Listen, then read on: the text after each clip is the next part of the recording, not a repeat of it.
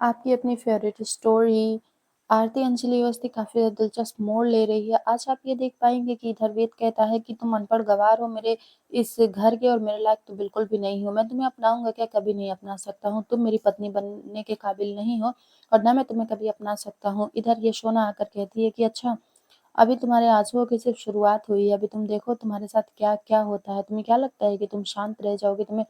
तुम बच सकती हो, तो ऐसा कुछ नहीं होने वाला है। तुम हर रोज़ रोओगी, अपने पति को अपने पास ना पाकर तुम रोओगी। अभी तुम्हारे साथ बहुत कुछ होगा, लेकिन ये बात तो तुम्हें समझ के बाहर है ना? तब यहाँ से वो इतना कहकर चली जाती है। इधर ये कहती हैं कि दीदी देखिए ना, आप यहाँ पर मुझे बहू बनाकर भेज तो दी हैं, लेकिन इस घर में हर जगह पर ना आप ही का नाम है और आप ही इस घर की बहू भी हैं। शायद मैं तो यहाँ पर कुछ भी नहीं लगती हूँ, मेरा कोई मतलब ही नहीं है यहाँ पे रहने का। क्योंकि आप ही हर जगह पर हैं, वेद जी के दिल में भी हैं। तो कहते हैं कि देखो तुम वेद की पत्नी हो, इसीलिए मुझसे ना कुछ फालतू बातें मत करो। इसीलिए तुम्हें ये सब बोलने की कोई ज़रूरत भी नहीं है। और अब मैं तुम्हारे पास आऊँगी भी ना, तो तुम अपने पति-पत्नी का मामला अपने पास ही रखना। क्या हुआ, कुसुमगंज जा रही हो?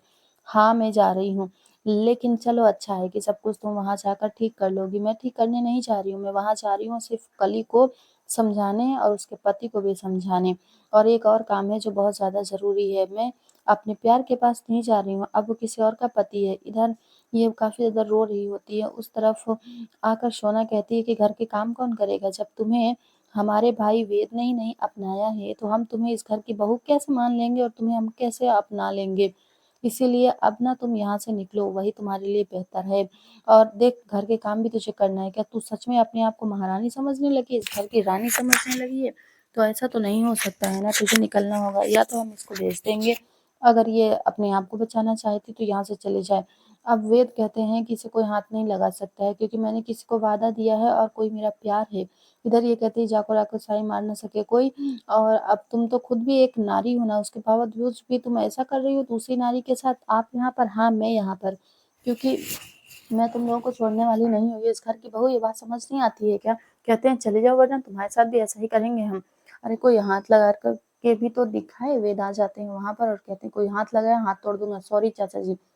देखिए, आप लोग ऐसा क्यों कर रहे हैं? अगर आप लोगों ने मुझे हाथ लगाया या कुछ भी किया ना, आधे घंटे में पूरी मीडिया यहाँ पर आ जाएगी, बड़े-बड़े पुलिस ऑफिसर यहाँ पर आ जाएँगे और आप हमारा क्या कर पाएँगे? कुछ भी नहीं कर पाएँगे। खड़े-खड़े ब्रेकिंग न्यूज़ बन जाएँगे आप लोग। और इस लड़की की ज़िम्मेदारी तो वेद की है ना, उसने वादा भी किया है कि वेद साथ देगा और कुछ होने नहीं देगा। तो बोलते हैं कि हाँ, और मैं तुम्हारे साथ भी इसीलिए हूँ क्योंकि मैं किसी और से प्यार करता हूँ और उसके कहने की वजह से ही मैं तुम्हें प्रोटेक्ट कर रहा हूँ, वरना मैं तुम्हें क्यों प्रोटेक्ट करता? मैं जो कर रहा हूँ वो अपने प्यार के लिए। देखो तुम सही नहीं कर रहे, चले जाइए आप लोग यहाँ से। क्यों चले जाएँ? हमें तुम बहुत बड़ी मुसीबत में डाल रहे हो। अरे अपने इस आरती प्यार के लिए तो मैं किसी भी मुसीबत को मोल लेने के लिए तैयार हूँ। इधर ये कहती हैं कि ये लो कुछ किताबें हैं, इसे तुम पढ़ो और अपनी पहचान तुम खुद बनाओ। कोई तुम अनपढ़ गँवार नहीं रहोगी। तुम इसे पढ़ो और अपनी-अपनी पहचान खुद से बनाओ, तुम इस घर की बहू बनने लायक बनो। इस तरफ ये कहती हैं एक ही घर में 2 नारियाँ नहीं रह सकती हैं। इनका जो कहनवा होता है उठाकर वो फेंकती हैं, लेकिन उन्हें वो रोक लेते हैं और कहते हैं देखो ऐसा मत करो, मैं तुमसे बहुत ज़्यादा प्यार करता हूँ, पर अब तुम मेरे पति नहीं हो। और कली, तुम अपना ख़्याल रखो और पूरी तरीके से इस घर की बहू बनकर दिखाना, इस काबिल बनकर तुम दिखाना। मैं जानती हूँ तुम ये कर पाओगी। तो बोलती दीदी हाँ, दीदी नहीं, तुम्हें सब करना ही होगा। जाते-जाते वेद कहते हैं मैं तुमसे बहुत ज़्यादा ही प्यार करता हूँ।